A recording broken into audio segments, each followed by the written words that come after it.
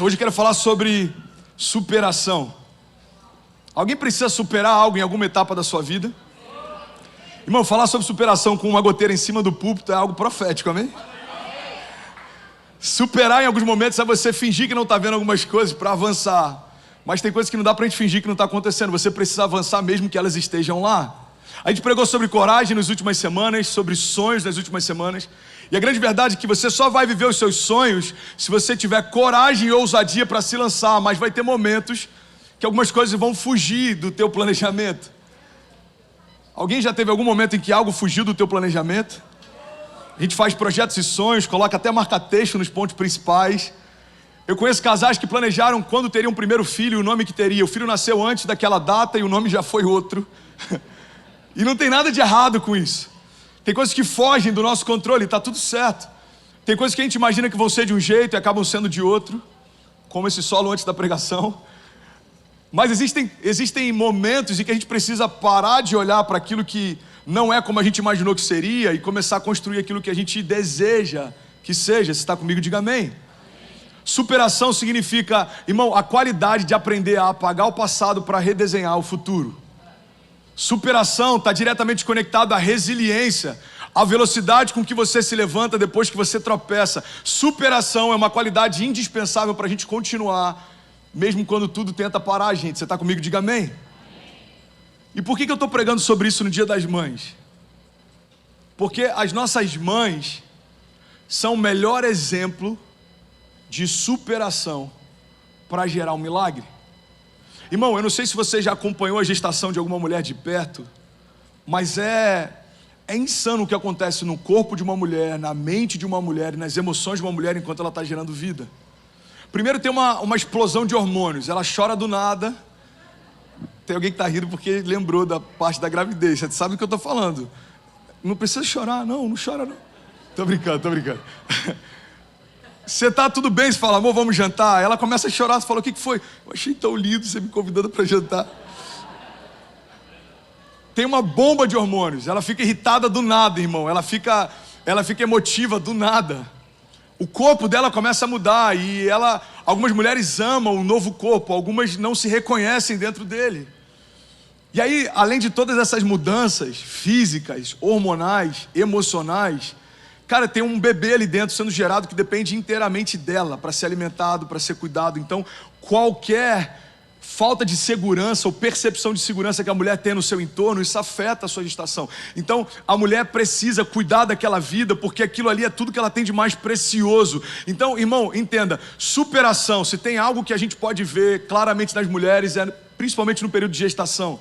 Elas precisam superar crises, dores, elas precisam superar mudanças, porque elas sabem que tem algo de valor sendo gerado dentro de si. Você está comigo? Diga amém. Se tem outra coisa que a gente pode aprender com mulheres é a respeito dessa qualidade de gerar em secreto aquilo que vai ser colocado para fora em público. 9 meses gerando algo que daqui a pouco todo mundo vai ver, mas por enquanto só ela consegue sentir. Irmão, a gente podia fazer uma série de pregações sobre gestação, porque milagres são gerados, eles não são comprados.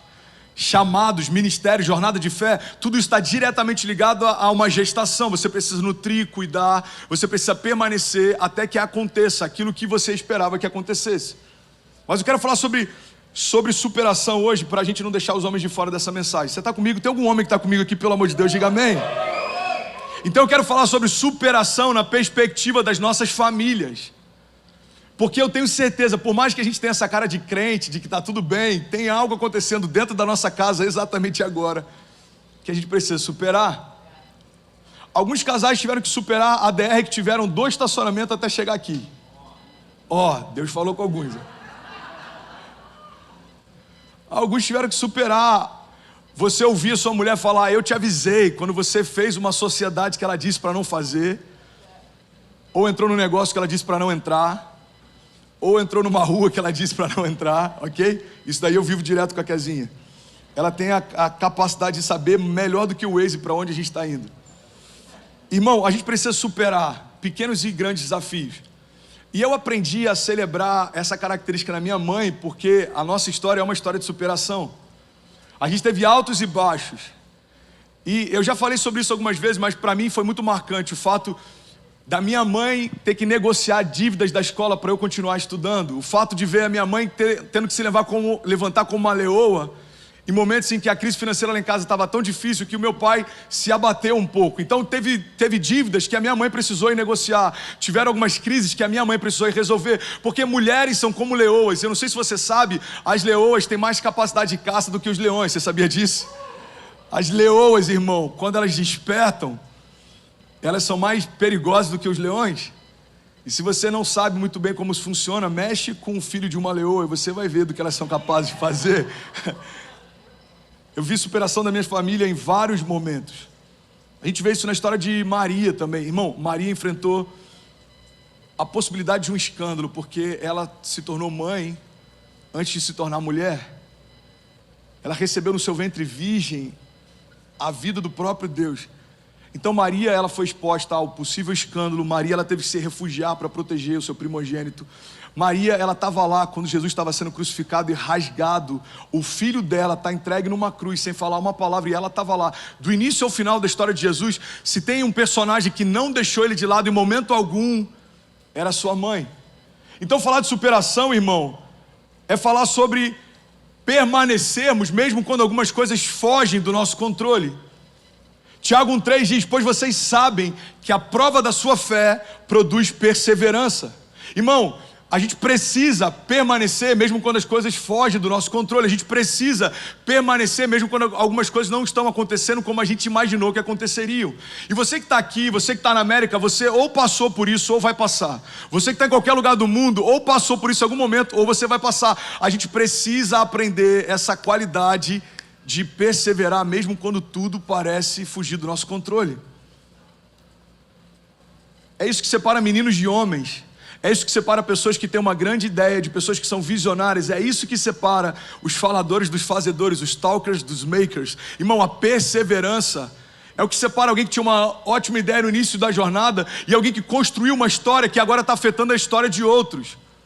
Você sabia que os heróis da fé, que a gente acompanha lá na galeria de Hebreus 11, os homens que mudaram a história, os homens que fecharam a boca de leões, enfrentaram o poder da espada, os homens que entraram em fornalhas, os homens que andaram sobre as águas, que viram o mar se abrir, irmão, eles só estão citados lá porque eles não recuaram, mas existem milhares de outros homens que tiveram o mesmo chamado de Deus e porque não perseveraram, não são citados. A grande verdade é que a história não vai citar todo mundo que teve uma oportunidade, mas aqueles que perseveraram até se cumprir o chamado que Deus tinha para si. Quantos pastores começaram algo em Miami? Centenas. Quantos vão poder falar para os seus filhos aquilo que Deus fez em Miami? Dezenas. Então a grande questão não é Deus quem vai fazer essa triagem, somos nós. Quantas famílias migraram de uma nação para outra? Milhões. Essa nação só existe porque famílias largaram a sua nação de origem para começar algo novo. Então entenda, o que você está fazendo não é diferente do que milhões de outras famílias já fizeram.